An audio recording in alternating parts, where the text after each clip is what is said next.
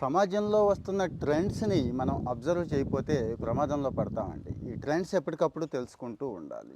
Famous news health news, health reports famous ఏమున్నా కానీ మీకు తీసుకొచ్చి చెప్తున్నాను కదా.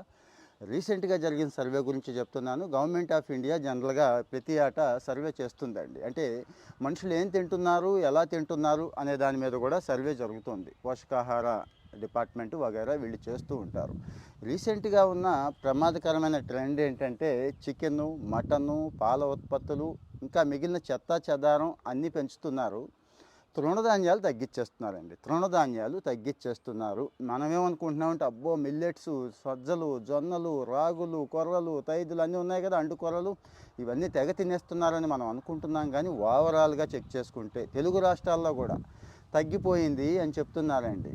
అంటే బియ్యాన్ని ఫుల్గా తింటాం. బియ్యానికి మనకి శత్రుత్వం ఏమీ లేదు, కానీ బియ్యంతో పోల్చుకుంటే అవి చాలా మంచిదని చెప్పడం నా ఉద్దేశం. ఎలా మంచిది అంటే రిచ్ ఫైబర్ ఉంటుందండి, యాంటాక్సిడెంట్స్ ఉంటాయండి, మంచి ప్రోటీన్ ఉంటుందండి, శరీరానికి కావాల్సిన విటమిన్స్, మినరల్స్ అన్నీ ఆ తృణధాన్యాల్లో ఉంటాయి. పైపెచ్చు చీపెస్ట్ కూడా. అంటే మనకి రేషన్ బియ్యంతో పోల్చుకుంటే కాదు, కానీ మామూలు బియ్యంతో పోల్చుకుంటే, బయట కొనుక్కుంటే సన్న బియ్యంతో పోల్చుకుంటే చీపెస్ట్ కూడా.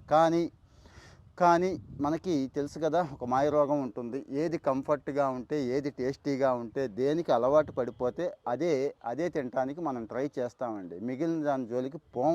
చాలామంది నేను చూశాను, 50-60 సంవత్సరాల వాళ్ళు కూడా మొహం అదోలా పెడతారండి. అన్నం ఒక పూట మానేయమంటే మా నాన్న అయితే యుద్ధమే చేసేవాడు, పెద్ద యుద్ధం. అంటే పాపం వాళ్ళ తప్పేమీ లేదు, అవగాహన. ఇక్కడ ఎవరికి వాళ్ళకి అవగాహన ఉండాలి. ఆ చిన్న అవగాహన పొట్ట చెప్తూ ఉంటుంది. మీరు ఒక పూట రైస్ తిన్న తర్వాత ఎలా ఉందో చూడండి, అంత ముద్ద రాగో, సజ్జో, జొన్నో తిన్న తర్వాత మీ పొట్ట ఎలా ఉందో చూడండి. డేంజరస్ ట్రెండ్ ఏంటంటే ఈ మిల్లెట్స్ తగ్గించుకుంటూ వచ్చేస్తున్నారు. యాక్చువల్గా మళ్ళీ వాస్తవం మాట్లాడుకుందామండి. స్వాతంత్రం వచ్చిన తర్వాతే కాస్తో కోస్తో బియ్యం, స్వాతంత్రం వచ్చాక చాన్నాళ్ళకు కూడా లేదులేండి, బియ్యానికి అలవాటు పడ్డాం.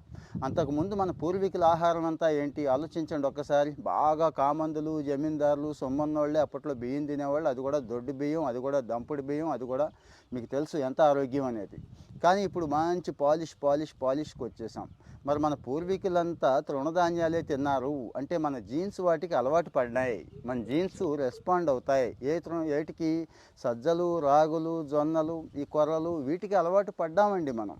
కొన్ని తరాలు మనం ఈ 2-3 తరాల నుంచి దరిద్రంగా తయారయ్యాం. కానీ మన పాత 20-30 తరాలు వెనక్కిపోతే వాళ్ళు అవే తిన్నారు. సో మరి ఆలోచించండి, ఒక్కసారి ఆలోచించండి. డైలీ ఫుడ్లో ఇవి యాడ్ చేసుకోండి దయచేసి. ఆ తప్పు మీరు చేయొద్దు, మనం చేయొద్దని మంచి అవగాహన కోసమే షేర్